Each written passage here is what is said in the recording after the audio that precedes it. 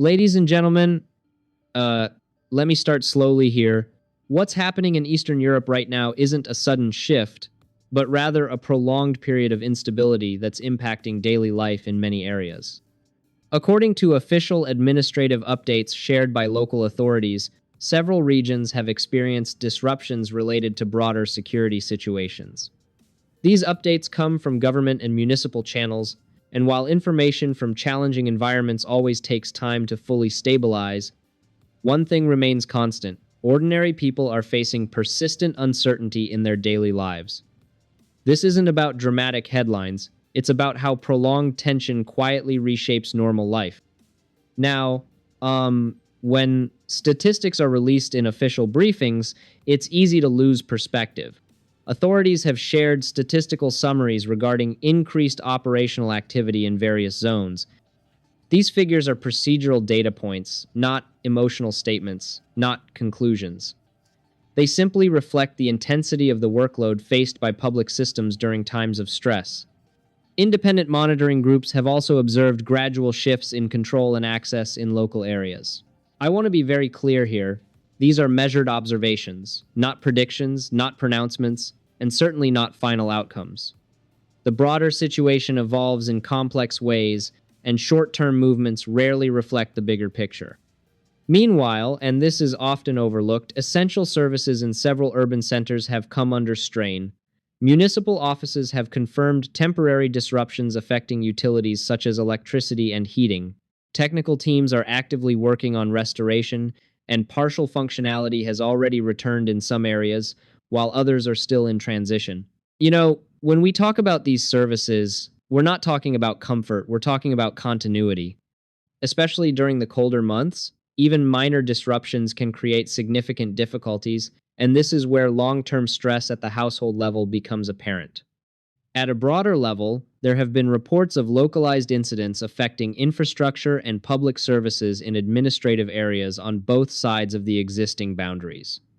Official statements vary in their interpretation, and at this stage, independent confirmation is limited.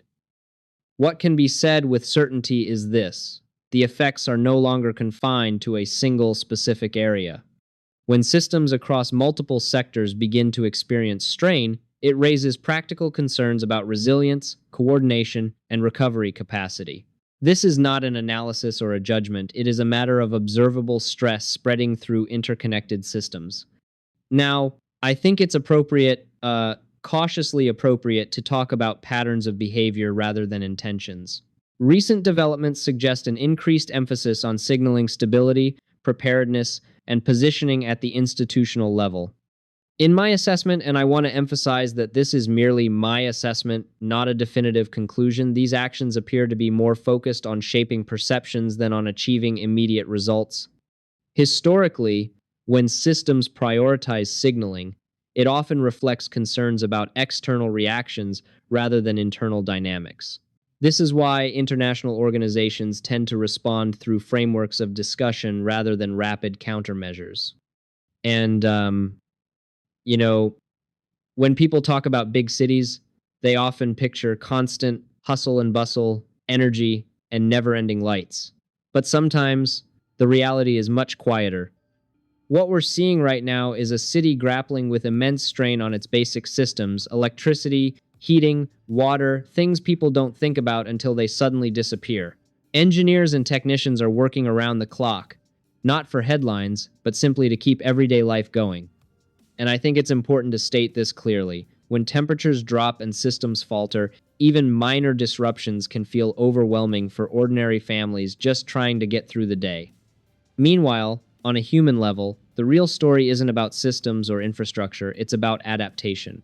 People are finding ways to stay warm, communities are checking on one another, hospitals are adjusting their routines. These situations test patience more than anything else.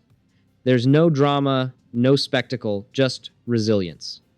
And as has been the case throughout history, when essential services are strained, the greatest burden always falls on ordinary people, who have no control over the larger forces shaping events around them. This isn't an opinion, it's a pattern we've seen repeated across the globe. At the same time, there are quiet conversations happening in the background, No announcements, no speeches, just ongoing dialogue between institutions to mitigate uncertainty and prevent the situation from worsening.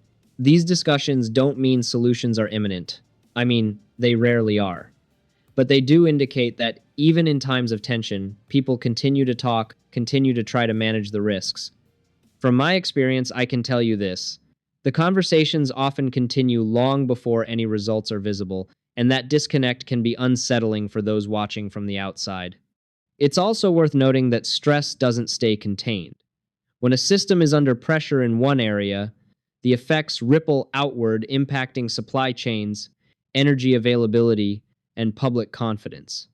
We've seen sudden disruptions in residential areas, emergency services stretch thin, and a sudden realization of just how interconnected modern life truly is.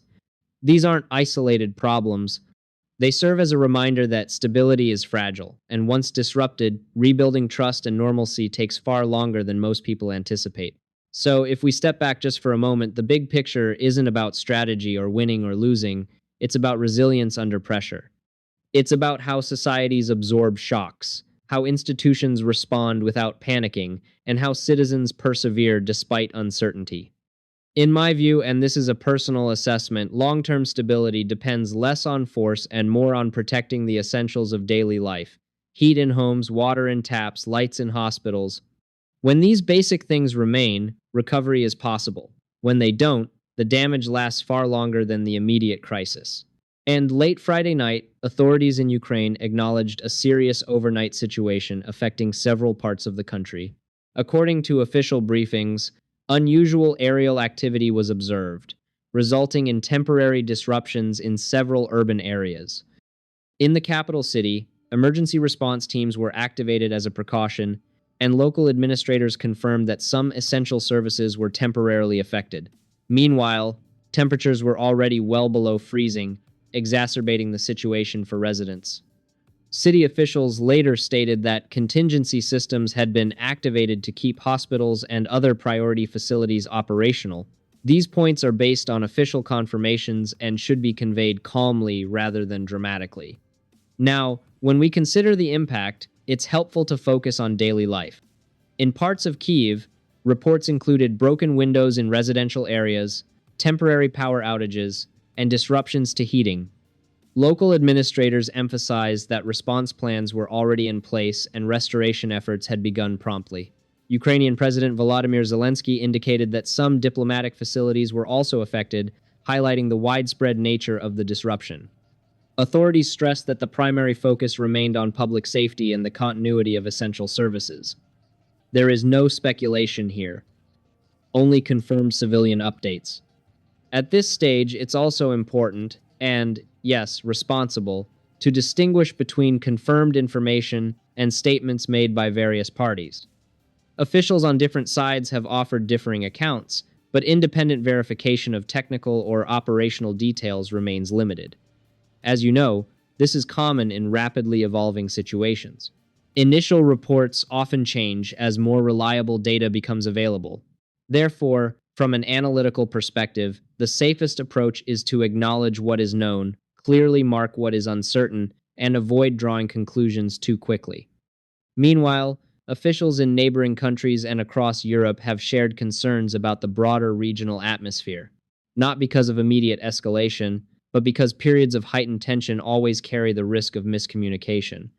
Public statements from European representatives have emphasized the importance of stability, restraint, and keeping diplomatic channels open. This tone matters. It signals a preference for caution over confrontation and dialogue over reaction. At least publicly, the message has focused on preventing further disruption.